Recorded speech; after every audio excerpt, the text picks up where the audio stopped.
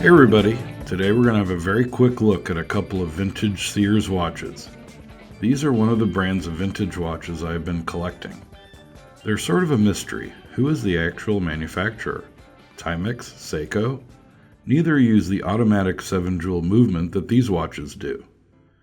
Anyhow, here's the first watch. I think it's an homage of... what is it now, Watchbot?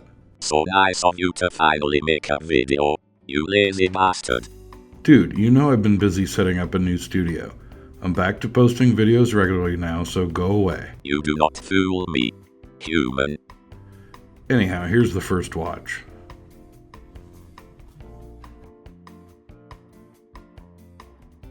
Before I unbox it, quick wristwatch check. Here I was wearing my vintage Seiko A View to a Kill quartz watch. Follow the link to get my review on it.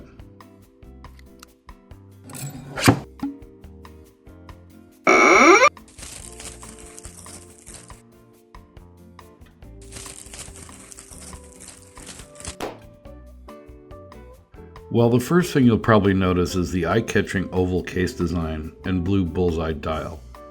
As I started saying in the lead up to this segment, this watch is probably an homage of an Omega Dynamic automatic watch. Right now, the Omega Dynamic is my ultimate grail watch, and has been since the first time I saw a picture of one online. They were offered by Omega between 1968 and 1972, and came in a variety of dial and strap colors. The one I want the most is the blue bullseye on a bracelet like the one pictured here.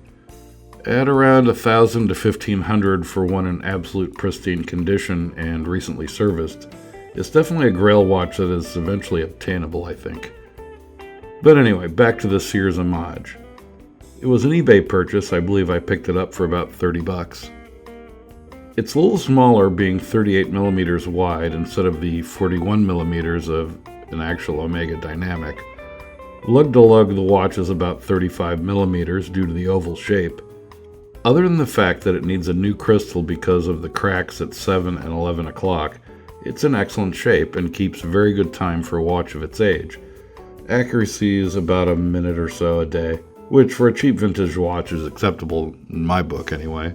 I plan to have the crystal replaced by my local watch guy. Once I do that, I'll be able to wear it a bit more frequently than I currently do, and I'll give a proper, complete review of the watch. The second watch I'll be looking at is a Sears Diver from about the same vintage, also another eBay purchase.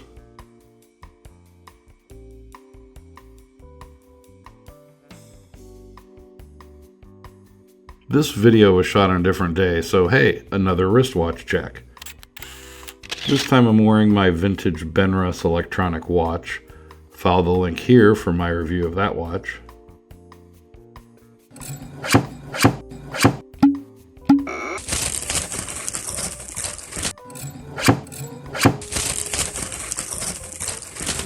The thing that struck me about this watch was the condition.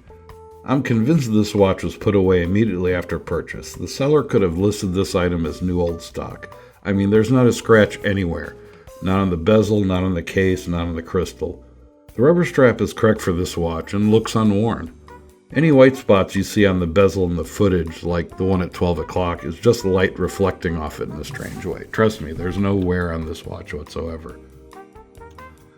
The edges of the case are all sharp, so I don't think it was ever even polished. This may be the nicest example of this particular model watch out there. Picked it up for about 50 bucks, which I thought was quite a bargain. The dial of this watch is amazing. Although hard to see in the video, the best color I can describe for it is candy apple blue sunburst. The watch case is completely polished, but neither the buckle nor crown are signed. This watch is also fully loomed and is surprisingly bright, but the glow fades almost completely within 30 seconds. Probably 50 years ago, the loom lasted much longer. I think it's just gave up the ghost.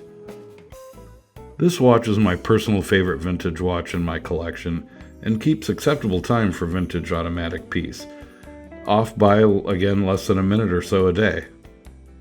Since the rubber strap was too small, I picked up a nice blue camouflage NATO strap that really goes great with the blue dial. Anyhow, let's go to Watchbot to get the specs on these watches.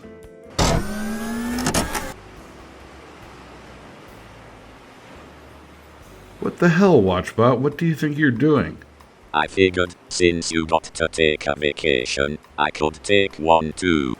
Watchbot, you have a job to do. Now stop screwing around and give me the watch specs. Fine, you bastard. The oval watch is 38mm wide and takes an 18mm band. The small dive watch is 36mm wide and takes a 16mm band. Now leave me alone, I need more cocktails. Here's a picture of the movement of these watches. I got this from a different eBay listing.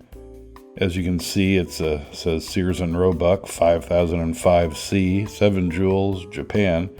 If that means anything to you, let me know.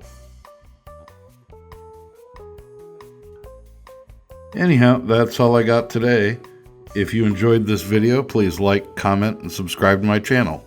Thanks for watching.